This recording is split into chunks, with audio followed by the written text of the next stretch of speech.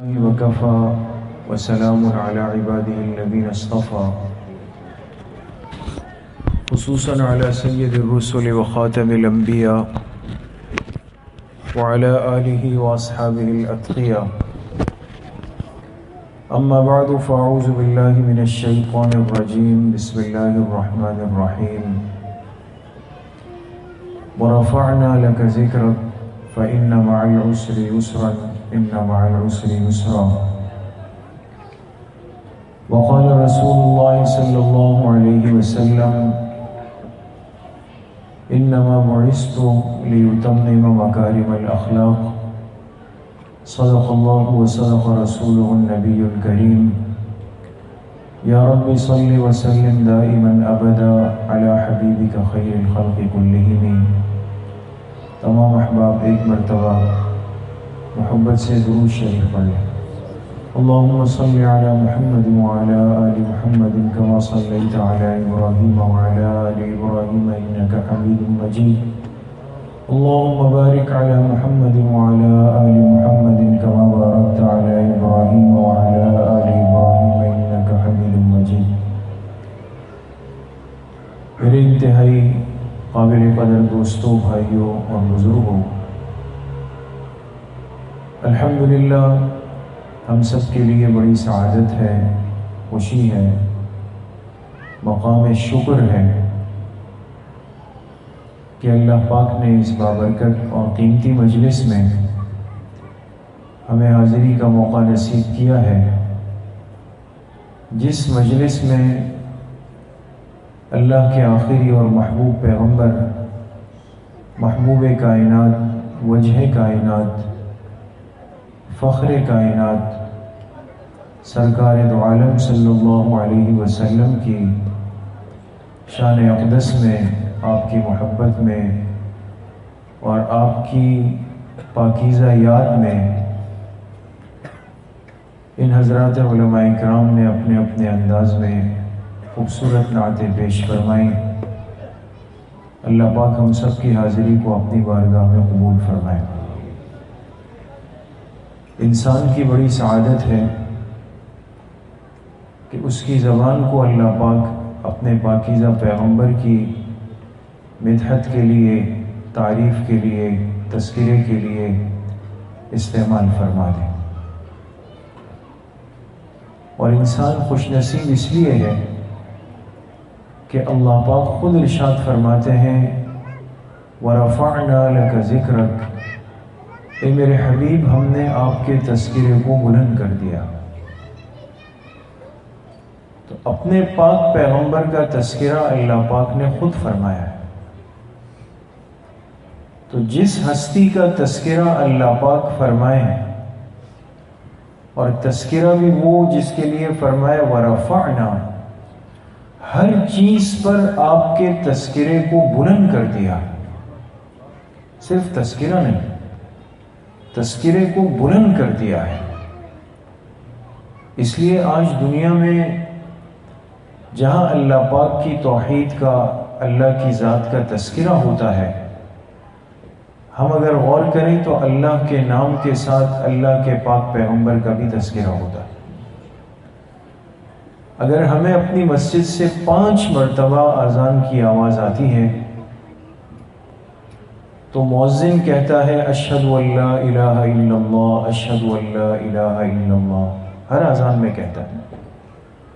لیکن اس کے فوراً بعد وہ پھر شہادت پیش کرتا ہے، پھر یہ مؤذن گواہی دیتا ہے اور کیا کہتا ہے اشہد ان محمد رسول اللہ، اشہد ان محمد رسول اللہ. تو کلمے میں اللہ پاک نے اپنے نام کے ساتھ اپنے پیغمبر کو جوڑ دیا. آذان میں اللہ پاک نے اپنے نام کے ساتھ اپنے پیغمبر کو جوڑ دیا. اور سب سے بڑا عمل ایک مسلمان کے لیے کلمے کے بعد نماز ہے، جو شروع ہوتی ہے اللہ اکبر سے، اللہ کی بڑائی سے. لیکن یہ نماز جب ہم ختم کرتے ہیں، قاعدہ اخیرہ میں پہنچتے ہیں اور سلام پھیرنے کا وقت قریب آتا ہے، تو بالکل آخر میں جا کر یہ مسلمان بندہ درود شریف پڑھ کر اللہ پاک کے سامنے اللہ کے پاک پیغمبر کی تعریف کر دیتا ہے، اللہم صلی علی محمد وعلی آل محمد کما صلیت علی ابراہیم وعلی آل ابراہیم انک حمید مجید۔ اس لیے میرے عزیز و دوستو بزرگوں، یہ تو ہماری سعادت اور خوش نصیبی ہے کہ وہ زبان جس سے پتہ نہیں ہم نے کتنے گناہ کے کلمات بولے ہوں گے، اور وہ زبان جس سے کتنی اول فول باتیں دن میں ہم بولتے ہیں، یہ زبان کتنی غلط استعمال آج تک ہوئی ہوگی۔ اللہ کی بہت بڑی نعمت ہے، اس نعمت کی شدید ناقدری ہوئی ہے، لیکن پھر بھی اگر اللہ پاک اس زبان کو یہ توفیق دے دے کہ یہ اللہ کی تعریف میں اور اللہ کے پاک پیغمبر کی تعریف کے اندر استعمال ہو جائے، اس سے بڑھ کر میرے عزیزوں دوستوں بزرگوں شکر کا اور کوئی موقع نہیں۔ آج ہمارا یہاں پر جمع ہونا اور کسی نسبت سے نہیں ہے، ہم تو صرف اس خوشی میں آئے، سب نے وقت نکالا، بیٹھ گئے یکسوئی کے ساتھ، طلب کے ساتھ، ادب کے ساتھ، محبت کے ساتھ، عقیدت کے ساتھ۔ اب یہ آج ایسی مجلس میں جانا ہے، ایسے ماحول میں بیٹھنا ہے جہاں تعریف صرف اس ہستی کی ہوگی جس کی تعریف سے اللہ پاک کا کلام بھرا ہوا، جہاں تعریف اس ہستی کی ہوگی کہ جس کی تعریف اس کائنات کے ذرے ذرے نے فرمائی ہے۔ آج اس ہستی کا تذکرہ ہوگا کہ جس سے محبت اس کائنات کی ہر مخلوق نے فرمائی ہے۔ آج تو ہمیں اپنی سعادت کا احساس بھی نہیں ہے دوستو، اس لیے جناب نبی کریم صلی اللہ علیہ وسلم کا ایک مقام آپ ہمیشہ علماء سے سنتے ہوں گے، بزرگوں سے، کہ آپ کے لیے فرمایا گیا محبوب کائنات۔ محبوب کائنات پوری کائنات کے محبوب ہے، تو اس کائنات کے اندر یاد رکھیں صرف مسلمان شامل نہیں ہے کہ آپ صرف مسلمانوں کے محبوب ہیں، صرف انسان بھی نہیں، بلکہ علماء نے ان تمام چیزوں کو جمع فرمایا ہے کہ آپ محبوب کائنات کیسے ہیں۔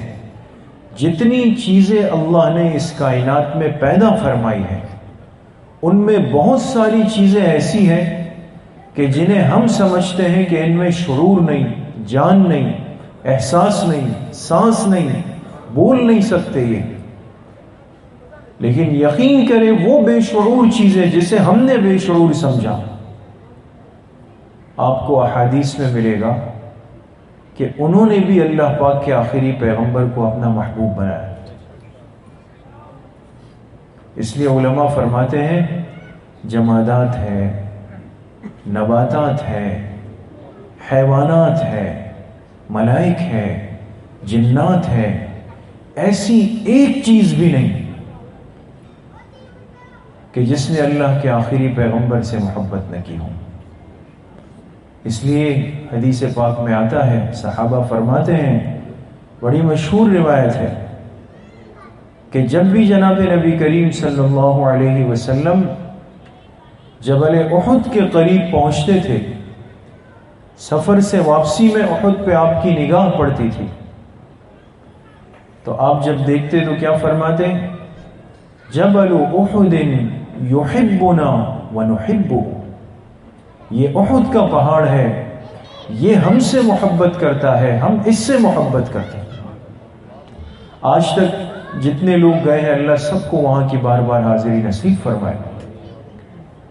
احد کا پہاڑ یہ عام پہاڑ نہیں ہے، اس پر حاضری دیتے ہوئے ایک مومن مسلمان اس نیت اور استحضار کے ساتھ جائے، صرف میں پہاڑ نہیں دیکھ رہا، صرف میں پتھر نہیں دیکھ رہا، ٹیلے نہیں دیکھ رہا، بلکہ میں اس مقام مقدس کو دیکھ رہا ہوں کہ جس نے بے جان ہو کر بھی اللہ کے پیغمبر کو اپنا محبوب بنایا۔ وہ جمادات ہیں، پتھر ہیں۔ حدیث پاک میں آتا ہے کہ جناب نبی کریم صلی اللہ علیہ وسلم اکثر تشریف لے جاتے اپنے سب سے محبوب رفیق کے پاس، اور وہ کون ہے؟ حضرت ابو بکر صدیق رضی اللہ عنہ۔ ان کے یہاں تشریف لے جاتے تو فرماتے ان کے گھر میں 2 پتھر تھے، ان کے نام بھی علماء نے لکھے۔ 2 پتھر تھے حضرت ابوبکر صدیق رضی اللہ عنہ کے گھر میں جو پڑے ہوئے تھے کسی مقصد سے۔ تو آپ علیہ السلام فرماتے ہیں کہ میں جب بھی حضرت ابوبکر کے گھر میں اندر گیا، ان 2 پتھروں نے مجھے ہمیشہ سلام کیا۔ جماد ہے، پتھر ہے، بے جان لگتے ہیں، لیکن اللہ نے ان کے اندر محبت ڈال دی کہ یہ وہ پیغمبر ہے جو محبوب کائنات ہے۔ مسجد نبوی شریف میں ہر مسلمان جب جاتا ہے، حاضری دیتا ہے، اور اتنی پاکیزہ بابرکت جگہ ہے کہ جس کے بارے میں فرمایا کہ روزانہ 70,000 فرشتے صبح، 70,000 فرشتے شام کو آتے ہیں اور اللہ کے پیغمبر کے حضور صلاۃ و سلام پیش کرتے ہیں، پھر چلے جاتے ہیں۔ علماء نے لکھا ہے کہ یہ 70,000 صبح کے، 70,000 شام کے ہیں۔ ایک مرتبہ جب پیش ہوتے ہیں پھر قیامت تک ان کی باری نہیں آتی۔ کتنے فرشتے آئے ہیں، کتنی بابرکت جگہ ہے، لیکن اللہ پاک اس امت سے کتنی مہربانی کا معاملہ ہے کہ فرشتوں کے اس ورود کی جگہ پر یہ امتی چلا جاتا ہے، وہاں چلتا ہے، باب السلام سے داخل ہوتا ہے۔ اس لیے وہاں کا ادب کیا بتایا کہ جب روضہ مبارکہ پہ سلام کے لیے جائے تو پس نگاہ ہو، نگاہیں جھکی ہوئی ہو، انسان سیدھا کسی کی آنکھوں میں آنکھیں ملا کے نہ جائے، پیروں کو زمین پہ دبا کے نہ جائے، بالکل دھیمے انداز میں جائے گا، زیر لب درود شریف پڑھے گا۔ وہاں درود شریف بھی چیخ چیخ کر نہیں ہے دوست، اتنی عالی جگہ ہے، وہاں درود شریف کا ادب بھی آہستہ آواز میں۔ حضور کے روضے کے پاس پہنچے گا، جالیوں کے پاس، وہاں بھی کھڑے ہونے کا مسنون طریقہ علماء نے کیا لکھا؟ بالکل رخ کو سیدھا کر کے کھڑا نہیں ہوگا، اس سے چند قدم پہلے کھڑے ہو کر ادب کے ساتھ کھڑا ہو۔ اتنی ادب اور عقیدت کی جگہ ہے۔ تو اسی روضہ مبارکہ کے قریب آپ جانتے ہیں کہ ایک زمین کا قطعہ ہے، ایک ٹکڑا ہے جس کو ریاض الجنہ کہتے ہیں۔ اسی ریاض الجنہ کے اطراف میں بہت سارے ستون بنے ہوئے ہیں، پیلر بنے ہوئے ہیں، اور ان کے مختلف نام ہیں کہ یہ وہ ہے، استوانہ حنانہ ہے، استوانہ سریر ہے، استوانہ حرس ہے، استوانۃ الوفود ہے۔ ایک تاریخ ہے دوستو۔ آج یہ ذوق ہم نے بہت زیادہ سلا دیا، ورنہ یہ چیزیں بھی ایک مسلمان کے ایمانی جذبات سے جڑی ہوئی کہ مسجد نبوی میں کتنی جگہ ایسی آج بھی ہے، بشرطے کہ انسان میں طلب ہو، اس کو معلوم کریں۔ ایک روایت کے اندر آتا ہے کہ حضرت عائشہ صدیقہ رضی اللہ عنہا کو آپ علیہ الصلاۃ والسلام نے ایک بات بتائی تو کان میں چھپ کر بتائی، اور آپ کے بھانجے تھے حضرت عبداللہ ابن زبیر، انہوں نے دیکھ لیا کہ آپ علیہ الصلاۃ والسلام نے میری خالہ کے کان میں کچھ بات کی۔ تو جب حضور علیہ الصلاۃ والسلام دنیا سے تشریف لے گئے تو یہ آئے اپنی خالہ کے پاس، ام المومنین کے پاس، سیدہ کائنات کے پاس، اور کہا کہ خالہ جان آج ایک بات آپ سے پوچھ کر رہا ہوں۔ فرمایا کیا؟ کہا میں نے دیکھا آپ علیہ السلام نے آپ کے کان میں کچھ بات بتائی تھی، بڑی اہم کوئی بات تھی، وہ کیا تھی؟ تو حضرت عائشہ رضی اللہ عنہا نے فرمایا کہ مجھے اللہ کے پاک پیغمبر نے ایک ایسا ستون بتایا کہ جس کے بارے میں فرمایا تھا کہ عائشہ جب بھی تمہیں اگر موقع ملے مسجد نبوی کے اس ستون کے پاس تم نفل پڑھ لیا کرو، یہ یہاں کی سب سے افضل جگہ ہے، سب سے افضل جگہ۔ تو انہوں نے پوچھا کہ وہ کون سا ستون ہے؟ فرمایا یہ تو میں نہیں بتا سکتی، یہ تو امانت ہے میرے پاس۔ یہ محدثین نے لکھا ہے یہ طلب معلوم کرنے کا ایک طریقہ ہوتا ہے، ورنہ جتنا دین اللہ کے پاک پیغمبر نے صحابہ اکرام یا صحابیات یا ازواج کو دیا ہے وہ بغیر بتائے دنیا سے نہیں جا سکتے، یہ ان کے پاس امانت ہے، کوئی چیز انہوں نے چھپائی نہیں ہے امت سے۔ لیکن جو طالب علم ہوتا ہے اس کی طلب دیکھنی پڑتی ہے کتنا سچا ہے۔ یہ بھانجے تھے تو لگ گئے کہ یہ مجھے تو بتانا پڑے گا، تو حضرت عائشہ رضی اللہ عنہا ان کو لے کے آئے، فرمایا یہ ستون ہے۔ اس ستون کو اسطوانۃ السریر کہا جاتا ہے دوستوں، سریر، وہ ستون جس کے ساتھ جناب نبی کریم صلی اللہ علیہ وسلم کی کمر مبارک سب سے زیادہ لگی، ٹیک لگانے کے لیے سب سے زیادہ آپ کا جسم مبارک اس حصے کے ساتھ لگا ہے، اور وہاں بیٹھ کر آپ ملاقات فرماتے تھے۔ فرمایا یہ وہ ستون ہے چونکہ آپ کی کمر مبارک کی نسبت اس کو حاصل ہے سب سے زیادہ، لہذا جو یہاں کھڑے ہو کر نفل پڑھے گا تو اس کو مسجد نبوی میں سب سے زیادہ افضل مقام پر نفل کا ثواب ملے گا۔ تو اصل بات تو خیر یہ عرض کرنا چاہ رہا تھا کہ مسجد نبوی کے ان ستونوں میں ایک ستون ہے جس کو کہتے ہیں اسطوانہ حنانہ۔ حنانہ، حنانہ یہ حنین سے ہے، عربی زبان کا لفظ ہے، اور حنین اس بچے کو کہتے ہیں جو ماں کی جدائی میں روتا ہے۔ اس ستون کو اسطوانہ حنانہ اسی لیے فرمایا گیا کہ یہ اس جگہ پر بنا ہے جہاں پر کھجور کے درخت کا ایک تنا تھا، کھجور کا درخت ہوتا ہے نا، اس کا تنا تھا، اور جمعے کے دن جناب نبی کریم صلی اللہ علیہ وسلم جب جمعے کا خطبہ ارشاد فرماتے تو اس تنے کے ساتھ آپ سہارا لے کے کھڑے ہو جاتے تھے اور خطبہ ارشاد فرماتے، پھر نماز پڑھا دیں۔ پھر مدینہ منورہ کی ایک متمول مالدار عورت تھی، اس نے آپ علیہ السلام کو پیغام بھیجا کہ میں چاہتی ہوں، میری خواہش ہے کہ میں آپ کے لیے ایک ممبر بناؤں، اگر آپ اجازت دیں۔ تو آپ علیہ السلام نے اجازت دی۔ اس عورت نے اپنے غلام کو بھیجا، مدینہ کے اطراف میں غابۃ المدینہ ایک بہت بڑا جنگل تھا، اس میں سب سے قیمتی لکڑی ہوتی تھی جھاؤ کی، جس کی قیمت سب سے زیادہ تھی۔ اس عورت نے اپنے خرچے پر وہ جھاؤ کی لکڑی منگائی، اور یہ خادم جو تھا یہ لکڑی کے کام میں انتہائی ماہر تھا، کارپینٹر جس کو آج ہم کہتے ہیں، بڑا ماہر تھا، اور اس نے لگ کر پھر ایک خوبصورت ممبر تیار کیا، اور جب وہ تیار ہوا لایا گیا اور اس لکڑی کے تنے کے برابر میں اس کو رکھ دیا گیا۔ اب جب جمعے کا دن آیا، جناب نبی کریم صلی اللہ علیہ وسلم جب خطبے کے لیے تشریف لائے تو آپ ممبر پہ تشریف لے گئے۔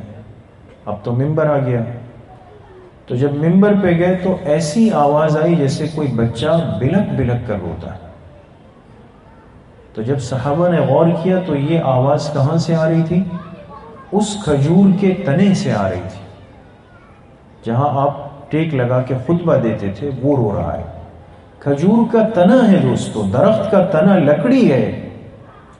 آج جسے ہم یہ دیکھتے ہیں کہ بھئی اس میں کوئی شعور نہیں، احساس نہیں ہے، آپ اس سے اندازہ لگائیں کہ حضور علیہ السلام کی محبت اللہ پاک نے اس درخت کے تنے میں اتنی ڈالی کہ وہ آپ کی جدائی کو برداشت نہ کر کے آپ کی جدائی میں رویا بھی اور پھر بولا بھی، رویا بھی آپ کی جدائی میں۔ جب آپ علیہ السلام نے دیکھا آپ تشریف لائے، صحابہ فرماتے ہیں آپ نے اس تنے پر ایسے ہاتھ رکھا جیسے شفقت سے کسی بچے کے سر پہ رکھتے، اور وہ ایسے سسکیاں لے لے کے خاموش ہوا، اس کو سکون ملا۔ پھر آپ نے پوچھا بھائی کیوں رو رہے ہیں؟ اس نے آپ سے ہم کلامی کی اور فرمایا میں کیوں نہ روں، مجھے یہ سعادت تھی کہ ہر جمعے آپ کا جسم مبارک میرے ساتھ لگتا تھا، اور آج ممبر بن گیا، آپ چلے گئے تو آپ کی اس برکت سے تو میں محروم ہو گیا۔ اندازہ لگا، اس لکڑی کے خشک تنے نے اللہ کے پیغمبر کی جدائی کو برداشت نہیں کیا، تو مجھے غم ہے اس کا۔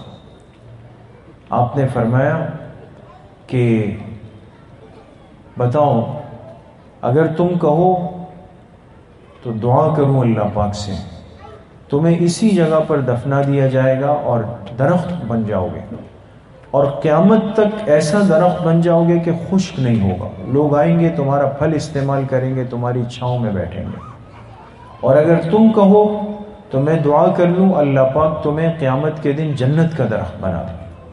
بتاؤ، اس کو بھی شعور تھا، اللہ پاک نے جب اللہ کے پیغمبر کی محبت تھی تو سمجھ گیا کہ دنیا تو ایک دن ختم ہو جائے گی، تو کہا نہیں، آپ میرے حق میں دعا فرما دیں کہ اللہ مجھے جنت کا درخت بنا دے، اس لیے کہ وہاں تو آپ ساری زندگی ہوں گے، میں بھی ساری زندگی کا درخت بن جاؤں گا۔ تو آپ علیہ السلام نے پھر دعا فرمائی، پھر صحابہ سے فرمایا کہ اس تنے کو اس جگہ پہ دفنا دو۔ آج میرے عزیزوں دوستوں بزرگوں، جہاں استوانہ حنانہ ہے، یہ بالکل اسی جگہ پر بنا ہے جس کے نیچے کھجور کے اس تنے کو دفنایا گیا جو جناب نبی کریم صلی اللہ علیہ وسلم کے فراق میں رویا، پھر آپ سے بات چیت کی، پھر آپ کی دعائیں لی، اب قیامت کے دن جنت کا درخت بن جائے۔ یہ محبوب کائنات ہے۔ اور یہ حیوانات کتنی آپ علیہ السلام سے محبت تھی، آپ نے سنا ہوگا جب آپ علیہ السلام حج کے لیے تشریف لے گئے، اور جب 10 ذی الحجہ کو آپ فارغ ہوئے رمی سے، تو حاجی جب 10 ذی الحجہ کو رمی کرتا ہے تو اس کے بعد دوسرا عمل کیا ہے؟ قربانی کا ہے۔ تو قربانی کے لیے آپ منحر تشریف لائے منا کے، اور 100 اونٹ آپ کے سامنے قربانی کے لائے گئے، 100 اونٹ۔ ان میں سے 63 اونٹوں کی قربانی آپ نے فرمائی، اور 37 اونٹوں کی قربانی حضرت علی رضی اللہ عنہ نے فرمائی۔ تو جب اونٹوں کو لائے گئے تو جانور تو ہم جیسے عید الاضحیٰ میں دیکھتے ہیں وہ بھدکتے ہیں، بھاگتے ہیں، لیکن یہ تو اللہ کے پیغمبر کی قربانی تھی نا۔ جب اونٹوں کو لایا گیا، صحابہ فرماتے ایک اونٹ دوسرے سے آگے بڑھتا تھا اور اپنی گردن لمبی کر کے آپ علیہ السلام کے سامنے خود پیش ہوتا تھا کہ مجھے پہلے ذبح کر دیا جائے۔ کیوں؟ علماء نے فرمایا وجہ یہ تھی کہ آپ علیہ السلام کے ذبح کی جو لذت تھی اس کا اندازہ کوئی نہیں کر سکتا تھا، کہ چھری لگنی تھی اور اس میں جو لذت تھی وہ اس اونٹ نے محسوس کر لی تھی۔ ایک ایک اونٹ آپ کے سامنے خود اپنے آپ کو گردن لمبی کر کے پیش کرتا تھا۔ اس لیے میرے عزیزوں دوستوں بھائیوں اور بزرگوں، آج ہم بڑے خوش نصیب ہیں کہ اللہ نے ہمیں اس پاک پیغمبر کی امت میں پیدا فرمایا، ہمیں یہ شعور دیا، ہمیں یہ احساس دیا کہ ہم اس محبوب ہستی کو واقعتاً اپنا محبوب بنا لیں، آپ کے طریقے کو، آپ کے اسوہ کو، آپ کی زندگی کو، آپ کی حیات کو اپنی زندگی کے لیے ایک نمونہ بنا کر اپنی زندگی اس ترتیب پر لائیں، نظر آئے، ہمارے عمل سے محسوس ہو کہ واقعی اس شخص نے صرف زبان سے نہیں کہا، اس کا عمل بھی اس کی محبت کا اظہار کر رہا۔ اس لیے میرے عزیزوں دوستوں بھائیوں اور بزرگوں، محبوب کائنات کا تذکرہ اگر کسی کی زبان پر ہو جائے، کسی کان کے اندر چلا جائے، وہ زبان بھی بڑی قیمتی ہے اور وہ کان بھی بڑے بابرکت ہے۔ اس لیے کہ حضور علیہ السلام کا تذکرہ جہاں آ جائے، آپ کی نسبت جہاں آ جائے، آپ کی برکت جہاں آ جائے، اس کو یہ انسان دنیا میں نہیں سمجھ سکتا۔ دوست حضرت انس رضی اللہ عنہ اس امت کے وہ صحابی ہیں، وہ خوش نصیب ہیں کہ جنہوں نے حضور علیہ السلام کی گھر کی خدمت کی۔ باہر کے خادم تو کافی تھے، لیکن یہ گھر کے خادم ہیں، اور چھوٹے بچے تھے. ان کی والدہ تھی حضرت ام سلیم رضی اللہ عنہ. یہ بھی آپ علیہ السلام کی خادمہ رہی ہے، بڑی خدمت کی. ان کو لگا کہ آپ کی خدمت کے لیے ایک بچہ ہونا چاہیے، تو کیا کیا؟ اپنے بیٹے حضرت انس کو لے کے آئے. حدیث پاک میں الفاظ ہیں، جب آپ کے پاس لائی تو کیا فرمایا؟ ھذا خویدمک یا رسول اللہ صلی اللہ علیہ وسلم. اے اللہ کے رسول صلی اللہ علیہ وسلم، یہ آپ کا چھوٹا سا ایک خادم ہے، اس کو اپنی خدمت کے لیے قبول فرما لیجیے. آپ نے قبول فرمایا. حضرت انس نے خدمت شروع کی. کتنے سال خدمت کی؟ فرماتے ہیں 10 سال. 10 سال میں نے اللہ کے پیغمبر کی خدمت کی ہے. 10 سال. اور آپ کے دل کو خوش کیا ہے، راضی کیا ہے. تو ایک دن والدہ آئی حضرت ام سلیم اور آپ علیہ السلام سے عرض کی کہ یہ میرا بیٹا آپ کی خدمت کرتا ہے، آپ اس کے حق میں برکت کی دعا فرما دیں. برکت کی. تو آپ علیہ السلام نے ہاتھ اٹھائے اور حضرت انس کے لیے دعا فرمائی. اللہم بارک فی مالہ وولدہ واطل عمرہ واغفر ذنبہ. اللہم بارک فی مالہ وولدہ، اے اللہ انس کے مال میں برکت ڈال دے، اس کی اولاد میں برکت ڈال دے. واطل عمرہ، اور انس کی عمر کو لمبا کر دیں.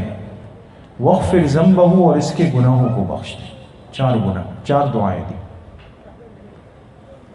آپ علیہ السلام کی یہ بابرکت دعائیں حضرت انس کو کیسے لگی؟ خود فرماتے ہیں کہ آپ کی یہ برکت کی دعا مجھے ایسے لگی کہ لوگوں کے باغ میں فصل ایک دفعہ آتی تھی. اور طریقہ بھی یہ ہے، اللہ پاک کا نظام یہ ہے دنیا میں کہ ایک پھل کا موسم سال میں ایک دفعہ آتا ہے، پھل ایک دفعہ آتے ہیں. لیکن فرماتے ہیں آپ علیہ السلام کی دعا لگی تو میرے باغ میں جو درخت تھے وہ 2 دفعہ پھل دیتے تھے، خلاف عادت. لیکن اللہ کے پاک پیغمبر کی دعا ہے، وہ 2 دفعہ پھل دیتے تھے.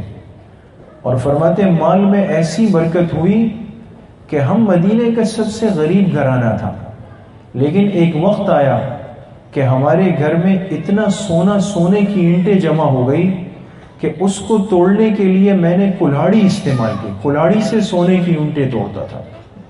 مال کی برکت. اور اولاد میں اللہ نے کتنی برکت دی.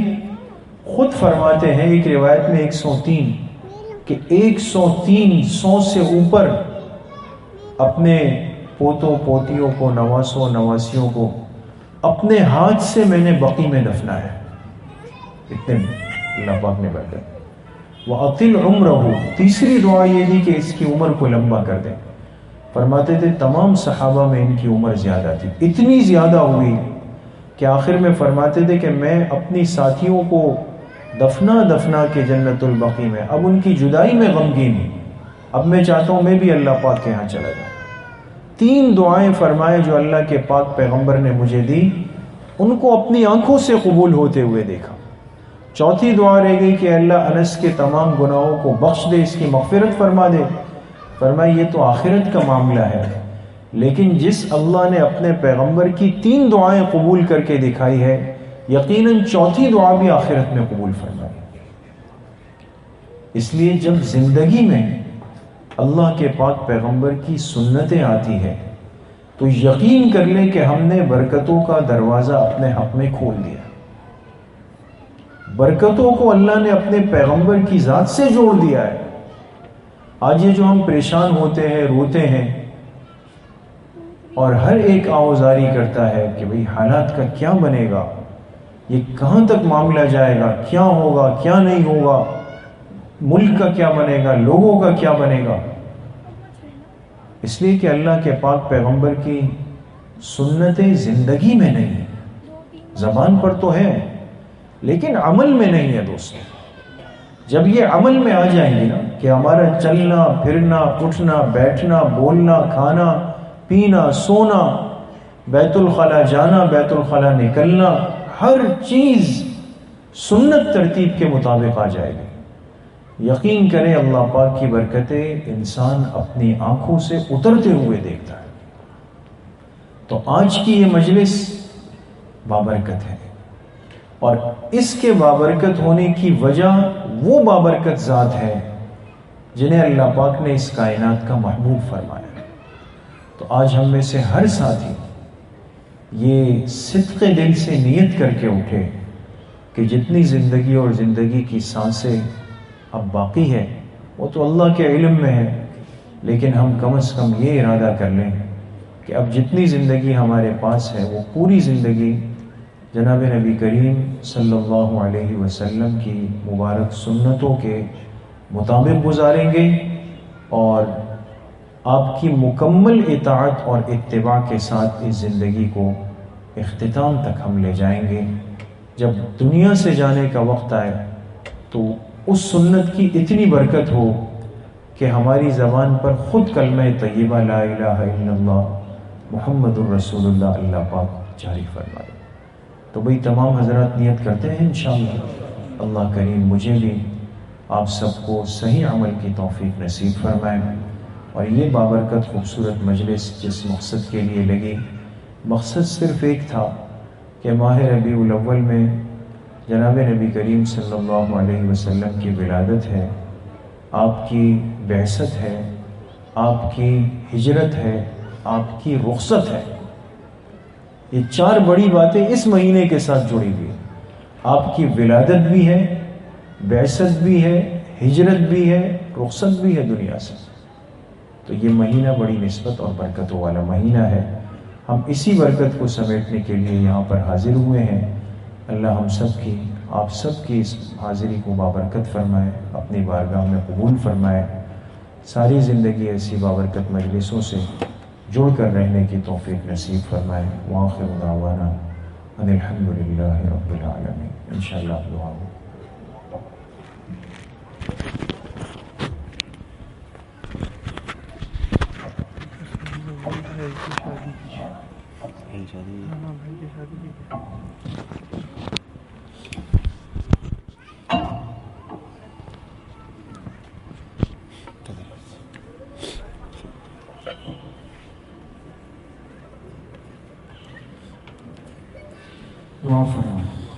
الحمد لله رب العالمين والعاقبة للمتقين والصلاة والسلام على خير خلقه محمد وآله وأصحابه أجمعين ربنا ظلمنا أنفسنا وإن لم تغفر لنا وترحمنا لنكونن من الخاسرين ربنا آتنا في الدنيا حسنة وفي الآخرة حسنة وقنا عذاب النار اللهم أحسن عاقبتنا في الأمور كلها وأجرنا من خزي الدنيا وعذاب الآخرة۔